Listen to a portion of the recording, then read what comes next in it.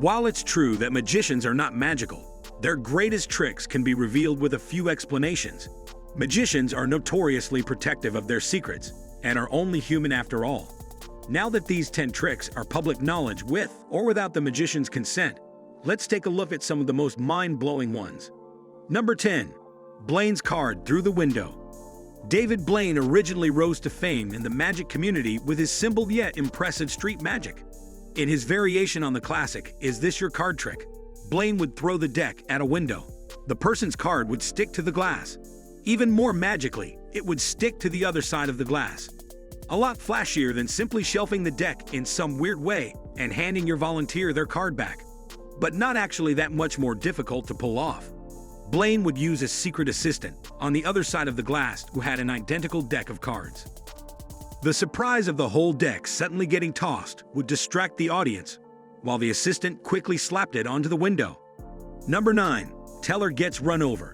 Teller, of the legendary magic duo Penn and Teller, was once run over with a truck in front of a live audience so convincing that it made Objective Productions' list of the top 50 magic tricks. And we know how they actually did it because Penn and Teller themselves revealed the secret. It was a real truck, real tires, real ground, and it really was Teller getting run over.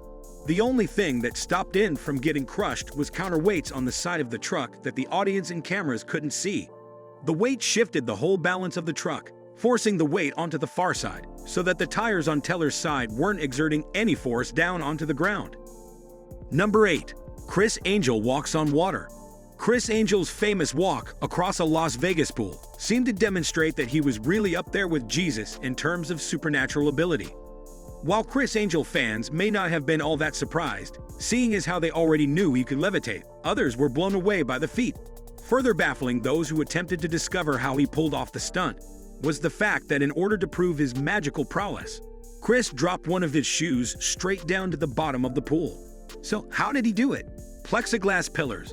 Plexiglass has a refractive index, very similar to that of water, making it virtually undetectable to the unaided human eye. It's so good that it's used to reinforce chart cages, while still letting the people inside feel like maybe they could get eaten. Pillars, rather than a solid sheet, would also allow him to drop his shoe as proof.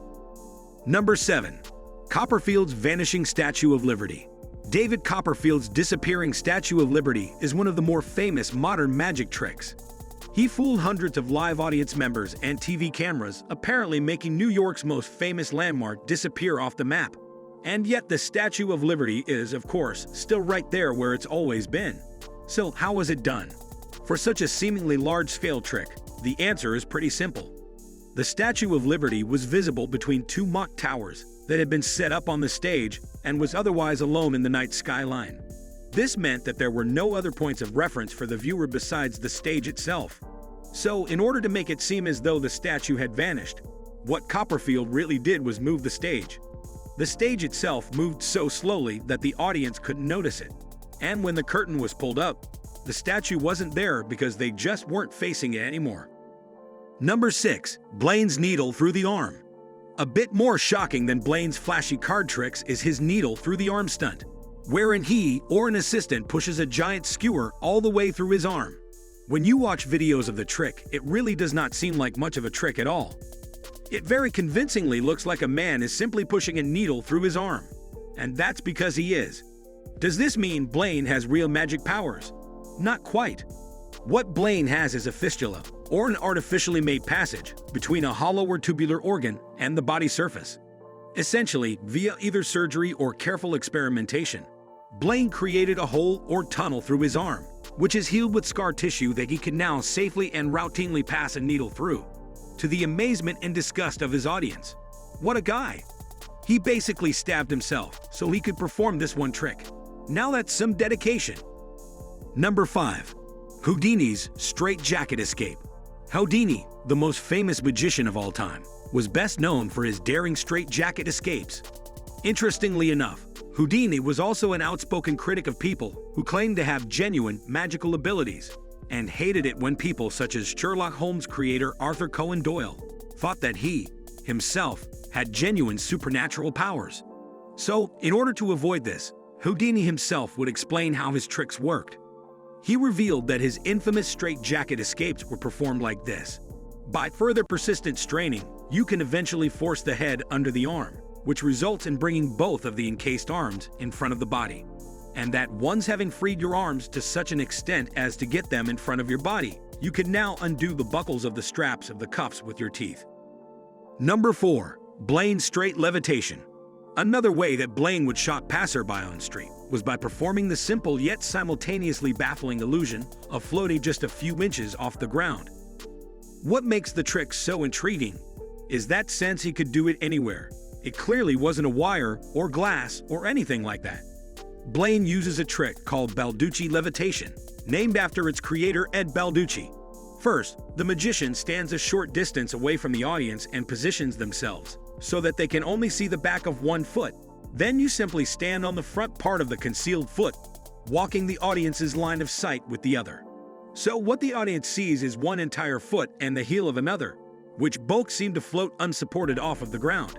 In short, he's standing on tippy-toe. Number 3. Copperfield's death saw. If you aren't impressed by making the Statue of Liberty disappear, maybe you'd be more interested in Copperfield cutting himself in two with a giant buzzsaw.